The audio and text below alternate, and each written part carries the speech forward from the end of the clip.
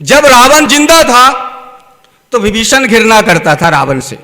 जब रावण मरा तो अब विभीषण के अंदर प्रेम जागता है। विभीषण कहता है, हे लंकेश, मैं कैसे कहूं कि इस पृथ्वी पर तुम्हारा जैसा कोई दूसरा योद्धा होगा। मैं कैसे कहूं इस मुख से कि तुम्हारे जैसा कोई राजा होगा इस पृथ्वी पर। हे लंकेश, मैं कैसे कहूं कि जब तुम गदा लेकर चलते थे तो धरती कांप जाया करती थी, देवताएं स्वर्ग को छोड़कर भाग जाया करते थे। ऐसा अब कौन होगा इस धरती पर। हे लंकेश, मैं देखता हूं तुम इस धूल में सने हुए हो। हे लंकेश, तुझे देखकर तो मुझे अब ये लंका का राज्य भी छोटा लग रहा है। हे लंकेश, जब तुम्हारे जैसे वीरवान व्यक्ति का ये गति है तो हमारे जैसे तुच्छ प्राणी का क्या होगा। हे लंकेश, दूर से मैं तेरी लंका को नमन करता हूं, तुझे नमन करता हूं। मुझे अब जाने दो, मुझे अब लंका के राजा में कोई रस नहीं, लंका के राज्य में कोई रस नहीं। राम जी सुनते हैं, विभीषण को ढाढ़स देते, कहते ये समय है अंतिम संस्कार का, पहले अंतिम संस्कार करो।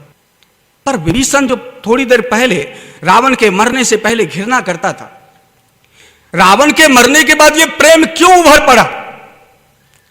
आप अपने आप से पूछो, आप अपने परिवार में किसी मेंबर से प्रेम करते हो, नहीं करते हो। स्वार्थ में बंधे रहते हो, जीवन जीते चले जाते हो। हमेशा लगता है, हमेशा अंदर से कई बार तो दुआ ही मांगते हो।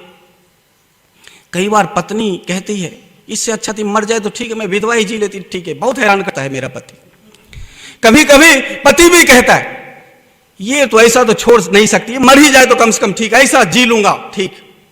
बच्चे के लिए भी कभी कभी बच्चे हैरान करते हैं तो कहता है, हे भगवान, पुत्र ही रखता तो ठीक था, ये संतान देकर तूने तो बड़ा कष्ट का काम किया, मेरी एक भी नहीं सुना, मर जाए तो ठीक है, उठा ले अभी इसको।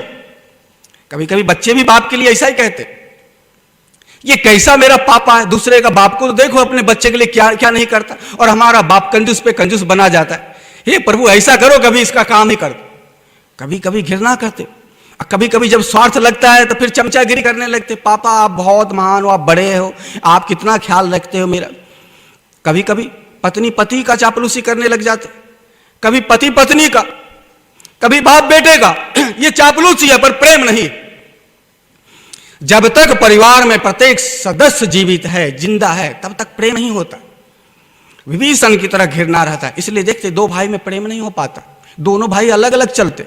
और बचपन में जिसके साथ खेले, थोड़े आगे चल के बंटवारा होता है तो पहला भाई दूसरे भाई के संपत्ति पर नजर रखता है, पड़ोसी जाने तो हम ही कब्जा कर ले।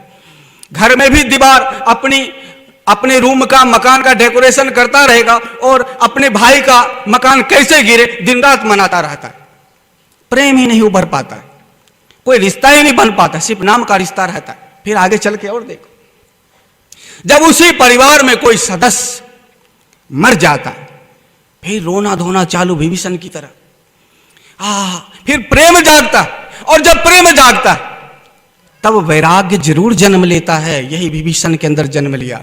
जब आपके घर में कोई अपना मरता है तो आप ख्याल करो, उस समय वैराग्य जन्म लेता है। लगता है धिक्कार है इस संसार में, क्या है इस संसार में। अच्छा खासा कल इसके साथ बात करते थे और आज ये चला गया, ऐसे संसार पे क्या भरोसा करूंगा। उस समय वैराग्य जन्म लेता, और जब वैराग्य जन्म लेता है तब प्रभु भक्ति ख्याल आता है, हम भगवान की भक्ति करें। वो जब कोई अपना मर जाता है तो पहला काम सबसे पहले वैराग्य आता है। वही विभीषण के अंदर आया वैराग्य। आप भी देखो, अपने आप को देखो, जब आपका कोई अपना रहता है तो घृणा करते हो, जब अपना मरता है तो वैराग आता है, फिर भक्ति की बात सोचते हो। और जब 2 4 5 दिन 10 दिन 15 दिन निकल जाते तो उसे भूल कर फिर अपनी माया जाल में लग जाते हो, उस विभीषण की तरह।